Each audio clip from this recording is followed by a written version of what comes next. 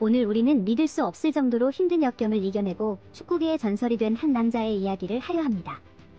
발롱도르를 수상하며 유럽 축구 역사에 큰 발자취를 남긴 루카 모드리치. 그의 이야기는 마치 한 편의 영화와도 같습니다. 전쟁의 참혹함 속에서 만난 축구라는 희망은 그의 삶의 유일한 즐거움이었고, 암울하고 허약했던 피난민 소년을 세계 최고의 슈퍼스타로 만들었습니다. 가슴 아프지만 감동과 울림이 있는 모드리치의 이야기, 지금부터 시작해 보겠습니다.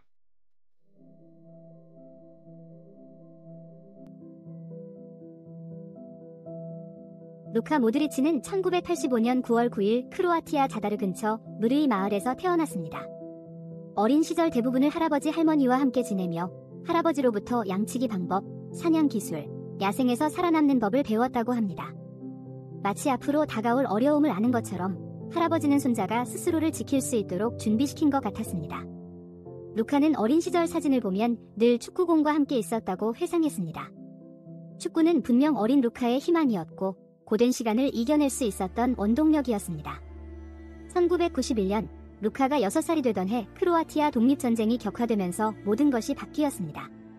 세트니크라는 세르비아 민병대가 마을들을 휩쓸었고 루카의 고향 마을 역시 피해를 면치 못했습니다. 마을은 불탔고 마을 주변 곳곳에 지뢰가 설치되었을 뿐 아니라 루카의 할아버지는 세르비아군에게 붙잡혀 처형당했습니다. 모드리치 가족은 모든 것을 뒤로하고 고향을 떠나야 했고 7년 동안 난민보호소에서 피난 생활을 했습니다. 매일 밤 사이렌 소리와 폭탄 소리, 미사일 소리를 들으며 잠을 자야 했습니다. 이 힘든 시기 속에서 축구는 루카에게 주변에서 일어나는 모든 일로부터 벗어날 수 있는 유일한 탈출구였습니다. 난민보호소 앞 주차장 아스팔트 위에서 아이들과 어울려 축구를 하며 시간을 보냈습니다.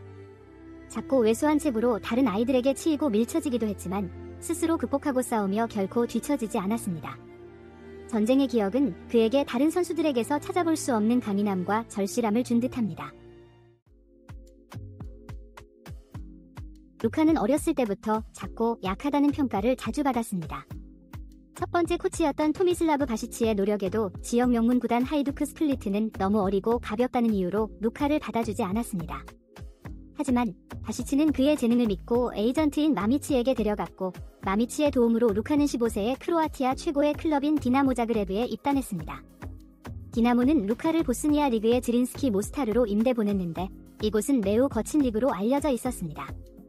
하지만 루카는 모두의 예상을 깨고 팀을 강등에서 구해내며 18세의 나이로 리그 최고의 선수상을 수상하는 기적을 만들었습니다. 이후 크로아티아의 인테르 자프레시치로 다시 임대되었고 이곳에서도 압도적인 활약으로 팀을 리그 2위로 이끌며 올해의 젊은 선수상을 수상했습니다. 2005년 루카는 디나모 자그레브로 돌아왔습니다. 10년 계약을 맺었고 이때 받은 계약금으로 가족에게 자다르의 아파트를 사주었습니다. 보호대를 살 돈이 없어 아버지가 만든 나무 정강이 보호대를 차고 경기를 뛰던 선수가 가족에게 아파트를 선물한 것입니다. 디나모에서 그는 핵심 선수로 자리 잡았고 주장 완장까지 차게 되었습니다. 에두아르도와 함께 팀을 이끌며 리그 3연패를 달성했고 올해의 선수상을 2번이나 수상했습니다. 그의 활약은 바르셀로나, 아스날, 첼시 등 유럽 빅클럽들의 관심을 끌기에 충분했습니다. 하지만 루카의 선택은 토트넘 호스퍼였습니다. 2008년 당시 구단 최고 이적료인 1650만 파운드에 토트넘으로 이적했죠. 하지만 프리미어리그 생활은 쉽지 않았습니다. 익숙하지 않은 포지션에서 뛰며 적응에 어려움을 겪었고 이적 후 4번째 경기에서 무릎 부상까지 당했습니다. 언론과 심지어 아스날 감독 아르센 벵거마저 그를 왜소하고 약하다며 비난했지만 루카는 결코 굴하지 않았습니다. 비판은 당신을 앞으로 나아가게 하고 사람들이 틀렸다는 것을 보여주게 합니다. 제가 왜소해 보일지 모르지만 저는 정신적으로나 신체적으로나 정말 강한 사람입니다. 라고 말했죠. 해리 레드넵이 토트넘 감독으로 부임하면서 상황이 바뀌게 됩니다. 레드넵은 루카의 잠재력을 알아보고 중앙 미드필더 자리에 그를 배치하며 팀의 중심 선수로 만들었습니다. 루카는 빠르게 적응하며 최고의 기량을 보였고 레드넵은 그를 감독의 꿈이라고 부를 정도로 신뢰했습니다. 악마처럼 훈련하고 절대 불평하지 않는다. 그는 상위 4개 팀 어디든 들어갈 수 있다. 고 극찬했죠. 다리가 부러지는 부상도 있었지만 빠르게 경기에 복귀했고 토트넘을 21년 만에 처음으로 챔피언스리그 진출로 이끌었습니다. 가레스 베일과 함께 챔피언스리그에서 인테르, AC 밀란을 격파하는 돌풍을 일으키며 토트넘 올해의 선수로 선정되었습니다.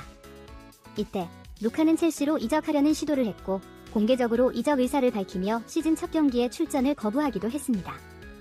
토트넘이 모든 제안을 거절하며 그는 한 시즌 더 토트넘에 남게 되었습니다. 하지만 세계 최고의 팀에서 뛰겠다는 그의 의지는 쉽지 않았고 결국 2012년 8월 3천만 파운드의 레알 마드리드로 이적하였습니다. 레알 마드리드에 입단한 루카는 계약 후 36시간 만에 FC 바르셀로나와의 수페르코파 대 에스파냐 경기에 나서 승리하며 첫 트로피를 들어 올렸습니다.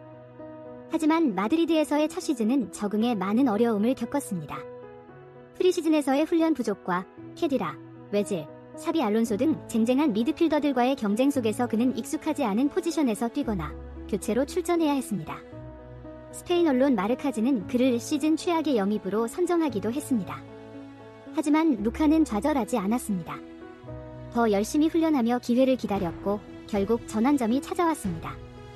바르셀로나와의 경기에서 결승골을 어시스트했고 맨유와의 챔피언스리그 경기에서 동점골을 터뜨리는 등 중요한 경기에서 결정적인 활약을 펼치기 시작했습니다.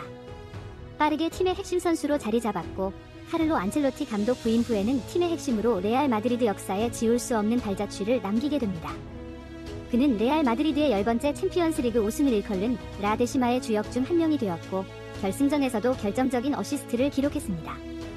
이후 루카는 스페인 최고의 미드필더로 인정받았고 토니 크로스와 환상적인 호흡을 맞추며 지네딘 지단 감독 체제에서 그라운드의 마스터, 팀을 돌아가게 하는 연결골이라는 찬사를 들으며 레알 마드리드의 챔피언스리그 3연패를 이끌었습니다.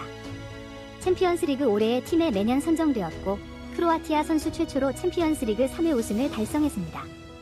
레알 마드리드 13년간 총 28개의 주요 트로피를 들어 올렸으며 레알 마드리드 역사상 가장 많은 트로피를 획득한 선수 중 한 명으로 기록되고 있습니다. 하지만 그의 커리어는 영광만 있었던 것은 아닙니다. 루카의 초기 에이전트였던 마미치는 크로아티아 축구계에 가장 영향력 있는 인물이었지만 동시에 가장 증오받는 인물이었습니다. 전쟁 중의 비리부터 어린 선수들을 속이고 협박하며 승부 조작, 탈세, 뇌물수수 등 온갖 범죄를 저질렀죠. 마미치는 결국 유죄 판결을 받고 나라 밖으로 도피했습니다. 그런데 루카의 토트넘 이적 과정에도 마미치의 비리가 얽혀 있었고 루카는 처음에는 마미치의 비리를 비난했지만 법정 증언에서는 모든 진술을 번복했습니다. 이로 인해 위증죄로 기소되어 최대 5년의 징역형을 선고받을 위기에 처했습니다. 그는 전국적인 실망의 대상이 되었고 모드리치는 마미치다라는 낙서까지 등장했습니다. 전 국민이 그에게 등을 돌리고 감옥 갈 위기에 놓인 상황에서 2018년 러시아 월드컵이 다가왔습니다. 첫 기자회견에서 그는 재판에 대한 질문에 강하게 반발하며 더 현명한 질문은 없냐고 되묻기도 했습니다. 하지만 경기가 시작되자 루카는 모든 논란을 잠재웠습니다. 그는 크로아티아를 사상 처음으로 월드컵 조별리그 1위로 이끌었고 조별리그 최고의 선수로 선정되었습니다. 16강 덴마크전에서는 승부차기에서 실축하기도 했지만 팀은 승리했고 이후 러시아와 잉글랜드를 상대로 믿을 수 없는 활약을 펼치며 크로아티아를 사상 첫 월드컵 결승으로 이끌었습니다. 결승에서 프랑스에 패하며 우승은 좌절되었지만 루카는 대회 최고 선수에게 주어지는 골든볼을 수상했습니다. 고향으로 돌아왔을 때 수만 명의 팬들이 그를 영웅으로 맞이했습니다. 그는 몇 달간의 실망감을 한 주 만에 만회했고 전쟁과 고난을 이겨낸 크로아티아의 이야기를 대표하는 국가적 영웅이 되었습니다. 결국 그에 대한 위증 혐의는 모두 철회되었습니다. 2018년 12월 루카 모드리치 인생에서 최고의 순간이 찾아왔습니다. 10년간 메시와 호날두가 독식했던 발롱도르를 그가 수상한 것입니다. 논란의 여지가 있었지만 이 상은 그의 인생 이야기를 더욱 빛나게 만들었습니다. 수상 소감에서 루카는 모든 영광과 함께 전쟁과 어린 시절의 기억이 떠오릅니다. 할아버지가 생각나고 할아버지가 제가 이룬 것을 보지 못하셨다는 사실이 가슴 아픕니다. 라며 어린 시절 자신을 키워준 할아버지에 대한 그리움을 드러냈습니다. 그의 이야기는 단순히 축구 스타의 성공 스토리가 아닙니다. 전쟁으로 모든 것을 잃고 난민이 되었지만 축구라는 희망을 통해 역경을 헤쳐나간 한 인간의 불굴의 의지를 보여줍니다. 그는 끊임없는 노력, 헌신, 그리고 자신에 대한 믿음으로 왜소하다는 비판을 이겨내고 팀의 어려움 속에서도 빛을 발하며 국가적 영웅이 되었습니다.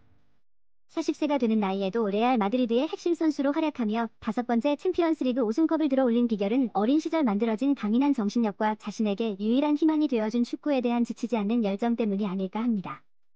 2025년 6월, 루카 모드리치가 13년간의 레알 마드리드 생활을 마무리하고 팀을 떠날 가능성이 높아졌다는 보도가 나오고 있습니다. AC 밀란 이적 제안을 긍정적으로 받아들였으며 계약이 빠르게 마무리될 것이라는 이탈리아 매체 보도도 있습니다.